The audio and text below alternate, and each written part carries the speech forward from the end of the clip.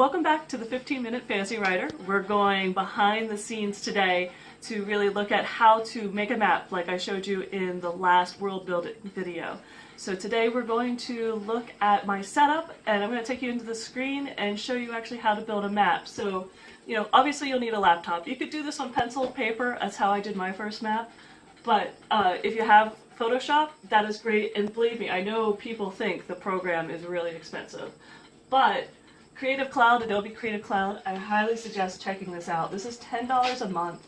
You get a lot of great programs, including Photoshop.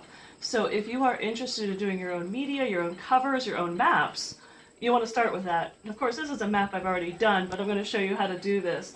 And I also have a Wacom tablet. This is a Pro. It has a nice pen. It allows me, once it is connected to my computer, I can control the mouse and the cursor. I can fine-tune. It's just like this. I can actually zoom right into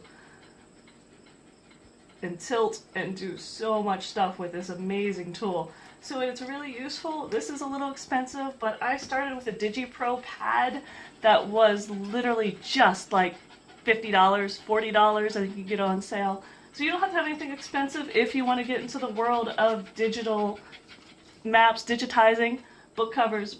Or you can start pretty basic. Like I said, I started this. This is actually a photograph that my husband took off of a watercolor I did on good paper, and it literally started on an 8.5 by 11 sheet of paper. So you can go from this to this if you want to. It did have to put it into Photoshop to get it to look like that, but it can start really basic, take a photo, and you can have a map for your book. And at the very least, I wrote all my stories, the first 3 of my trilogy, using just an 8.5 by 11 sheet of paper map before I got to that. So it is possible, and it'll help your writing immensely. Okay, so we are into Photoshop now, and you can see my screen and see what I'm about to do. And like I mentioned before, I started my book with this map. It actually was on an 8.5 by 11 sheet of paper, just a rough hand drawing, and this is what it came. A lot of work, a lot of time, but it doesn't have to be really difficult. Literally, we're going to start with something very similar to this 8.5 by 11. And the reason I actually want to redo this, because I'm now on book 6 out of the series, and we've gone over here quite a lot. And I also, this whole area here to me is very shortened. It should be much longer. I just feel like it's just not quite right compared to what has happened in the books. And I think part of that scale issue, it comes from having started the series with this little map with an 8.5 by 11 sheet of paper. It doesn't quite work as well as you'd like when it comes to, starting. Always start with an idea of how big of a piece of paper you need.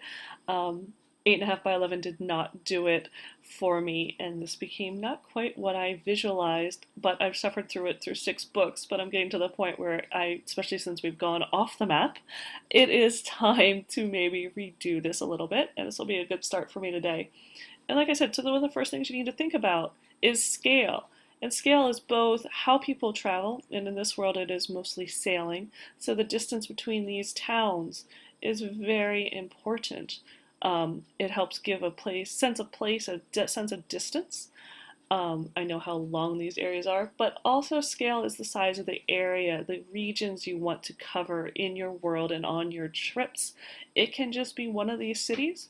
It can be this whole area, and for this, I love epic fantasy, and I wanted to scale, do the gamut of climates and temperature. If you look up here, we have the Temple of Ice. We have these forests that are more temperate. Down here it's more tropical. This is more Mediterranean coastline, and we have some steppes. We have a desert. So I'm covering, over here's moors. I'm covering a huge variety of areas that are going on in this world. And also one of the things to think about is just those temperature regions, the microclimates. So I know I should have known so much better than when I started that 8.5 by 11 sheet of paper was not going to cut it, but that is what I started with. But now I'm starting, here in Photoshop, I'm restarting. So I'm going to start by creating a new project. What you just have to do is come over here. Now you have some big questions. One, of course, you need to name it. So I'm going to call this my new map. And then you need to think about scale. Now, my old map, when I had it completely done and put into Photoshop, and I remember it started as a watercolor image that I hand painted and then put into Photoshop to actually label. That's all I did with it was basically put on the city names because I couldn't hand letter it the way I wanted to. It was actually pretty big. It was 3,200 by 3,700, so that's width by height.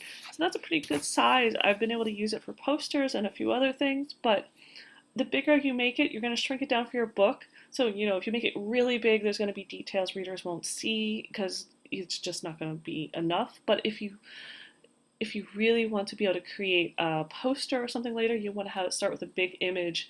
And just remember that if you have fonts, your lettering really, really, really small, readers won't be able to read it or see it unless they go to the online version. So keep that in mind. I'm going to go with something really big, and I'm actually going to switch these. I want my width to be a little bit taller. Maybe I'll try making it square. It's been so long I've looked at this long, well, taller than wide image for so long that I'm not sure if I can visualize it as square, but I can always crop it later.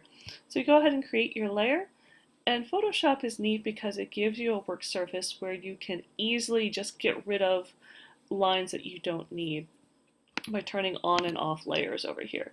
So best thing to do is I always like having a transparent bottom, that way I can add in things later, but what I want to do is a map. I want to work on a map, so I'd like to have a white background. That is 3Fs if you know your hex number.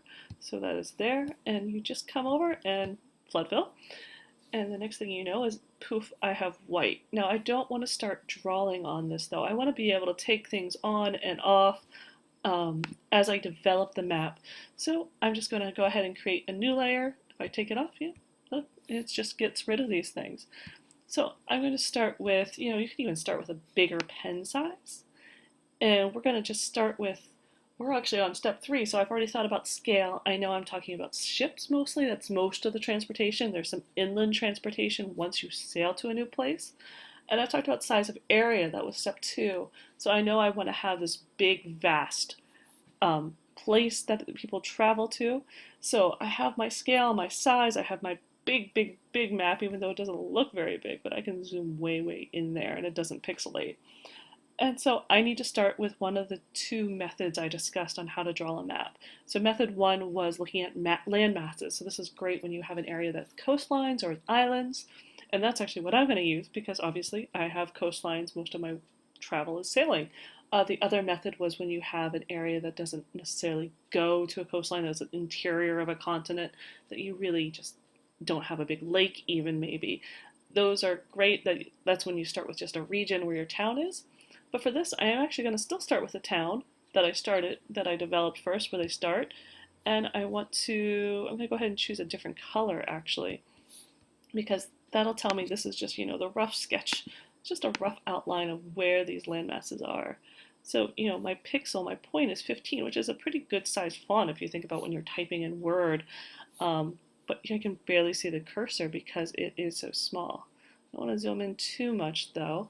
What I need to do is say, okay, I have this big blank map, and where is my center city? Where is the city that begins this story? And that's actually this one, Merosine.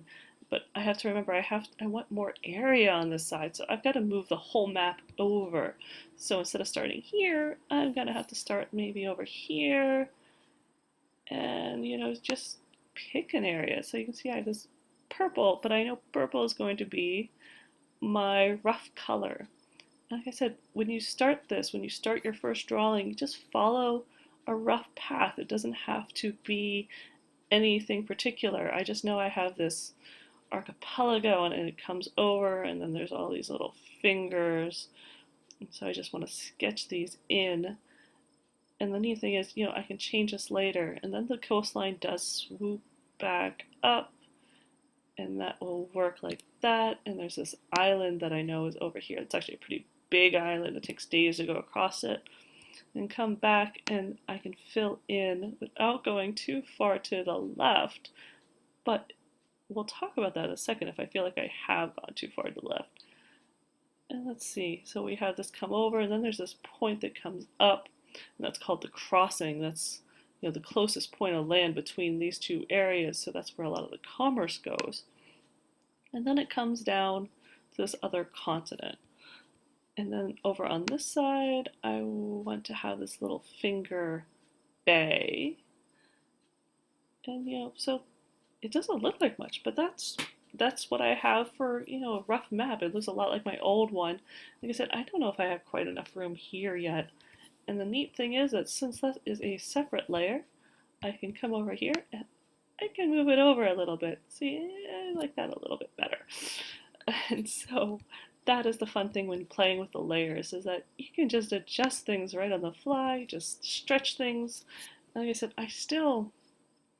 this area still feels like it needs to be bigger. So that is not a problem. So if I want this, I can just go hit the eraser. I'm going to make a really big eraser because I'm going to erase a huge chunk of this. Oh, that's good. And say, yeah, nope, that doesn't work for me. And then go pick up my brush tool again. Maybe there's this one point, but this should really come out to see a lot more.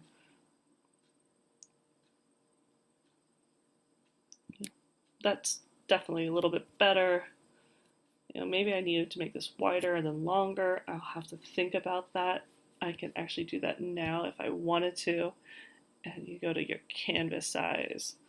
And let's see, my width is 7 now. What if I made that 9? I mean, we're talking about a huge map here. And then come back down here, fill in the white that's no longer there. That could work for me. I think I could do this a little bit better. Now this is starting to look more like I visualize it. So again, you can play with these things. And it helps when you don't draw in purple. There we go. Or draw in white when you want purple. So, that makes the bay that much bigger. I still think I'm actually going to go even further because I can. So that's going to be my initial city. It's starting to feel more like what I visualized at this area, which was so tiny. It was like a little puddle before. Puddle. It really is like the center of the commerce and the trade. It should be huge and vast. In fact, maybe I'll even still make it a little bit bigger by simply erasing out purple and drawing it back in.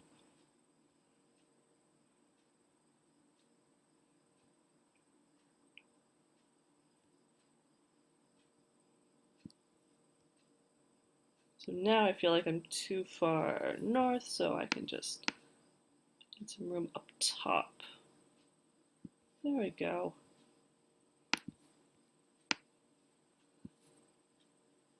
And what you do is you just keep playing with it like this until you get that rough line. That's why you don't spend a lot of time drawing this in at first, because you just need to get a feel for how the whole thing is gonna lay out.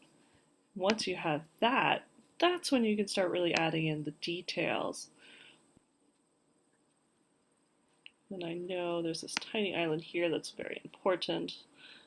There's a few islands here that also are actually featured in the story. And I can't forget this island that's laying over here just a few days away. Alright, so I actually feel a lot better about that outline now. And now's when I can start thinking about, my cities. How far is a day's sail? How do I want to put that in? Like I said, I know it's a purple outline, but it's good to go ahead and just, add another layer, and you're going to pick another color. And this is going to be a way for you to see where you want to mark your cities. You can make your size a little bit bigger so you can really see them. And start figuring out, so I know that was my first city. That's where the whole journey begins. And then how far is a day's sail in this map? So I need to start picking out those other places. And these are going to be really big ports of call.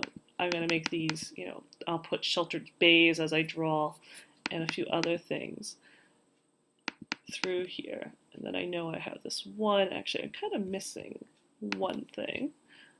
There should have been a little sheltered bay, that little finger that comes down right about here. So I have to remember that. There we go. Then you go back. Keep adding. So there's a really important city there. There's some big cities here. Add in some features. If you happen to know where there's some rivers, some other important features like that, you should add those in. And of course, when we go from this area here and we could drop down, I'm going to have, this is desert, remember, so there's only coastal cities here.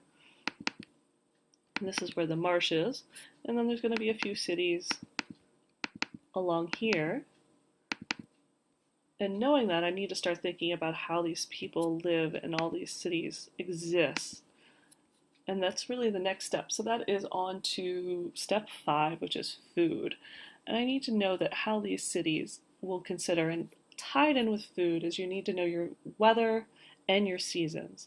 So consider your world. Mine, I don't have winter so much. Maybe it gets a little bit colder up here, but I had always envisioned this as Mediterranean, especially this area. So the produce up here, we're talking about seasonally dry. They're out of the rain area. But there's going to be these storms that swoop through, almost like India. Monsoons come and hit this peninsula that juts down here. And so it's very tropical here. So I can think, cities can probably be pretty dense. It's one, I considered this the oldest area, the first settled. So I have this city here that, the tropical resources, lots of fruits, lots of vegetables, great fishing. Cities can be really close together here, almost right on top of each other, lots of trade between them. And also, since it's an older settled area, they can, they'll bring in produce. They sail right out of here. Not a problem. But here the cities are a little further apart because the food, it's harder to irrigate. They need irrigation. So they're going to need some rivers and things like that. So I can go back to my rough map and go ahead and add in, go back to my purple. Maybe make the size a little bit smaller. I want to make sure I add in some rivers because a lot of these towns and cities are going to be coming out on some really important rivers. Oops, helps when I make it actually purple. There we go. So there will be some rivers through here, and I know there's a really big river that features here, kind of like creates this whole delta system. And so that's how you start putting in your rivers. I'm thinking I need to be able to feed the people that come through here because it's drier, so they're going to have access to water that isn't salty. And down here there's a huge river that flows out of the mountains. And I only know there's mountains because I've already created it. And this is actually a marsh, so there's a lot of water comes out right here from this really swampy area. So you put those in, start considering how these cities, how far apart they should be. There might be some small villages in between these big cities, little fishing villages, but this is going to be, like I said, oranges, almonds, olives, that type of produce, and the fish. We're down here, we're talking about mountains, so there'll be some maybe hunting and game and that kind of area. So knowing all of that, I still can start filling in now these blank areas. So remember, it helps. I already did this, so you can look at that. There's some big mountains. That's kind of like this rocky area that peters out along here, which is why the marsh doesn't go all the way through. And so what you would do is simply draw those in. I know there's some big mountains. Go ahead and fill those in. It's all very rough, and that is okay. Because what you would do after you filled in some rough areas and really played with things, I said, and you can always feel free to color things differently. I want to throw in forest. There's a huge, vast forest that comes up through here. And you can make each of these a different layer, which is really useful too. So that way you can just delete the forest if you decide you don't want them there. But as you work on this, what you'll eventually do is create a whole new layer.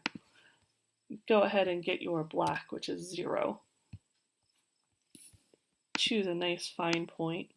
And when you feel like you finally have all that rough sketch filled in, you would go ahead and zoom in and start really working on the nitty-gritty of creating a real map that maybe looks something like you would expect a map to look like. And so you would simply draw in a better coastline, a better outline, and maybe take a little bit of time to figure this out so that you can, make it look like something in these big cities that have these deep harbors. It's easy. Coastlines are easy because you can just do these little squiggles.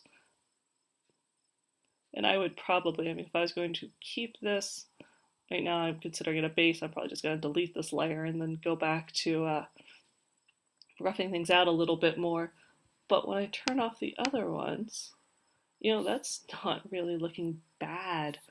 And that's the good thing, that's the easy thing. So even though I have all these other crazy lines, it's so easy to get rid of them and go ahead and just create something that looks like a fairly decent map.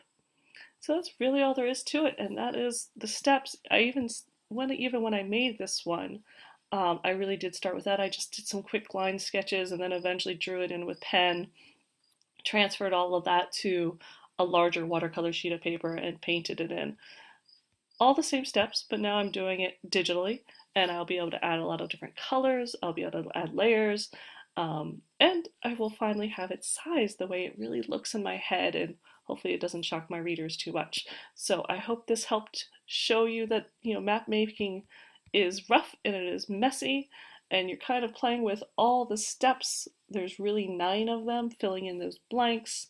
You start with your scale, you go to your size of your area, the temperature regions, you do one of the methods to choose to draw, method 1 with the land masses, or method 2 by following regions and maybe following a stream and working out that way. Then you go into habitation, putting in the cities, making sure step 5 you can feed them and they have produce. Step 6, making sure your weather, and step 7, making sure you have seasons, figuring out how all those things affect the cities, affect where they are located, filling in the blank areas with marshes and mountains, and then making sure you have them connected with roadways and travel networks. For me, my roadways are really actually sailing pathways. But once you have all those logistics worked out, that is when you start drawing in your much prettier black line map, and then you'll worry about coloring it in afterwards if you need to. Black and white line maps work as well.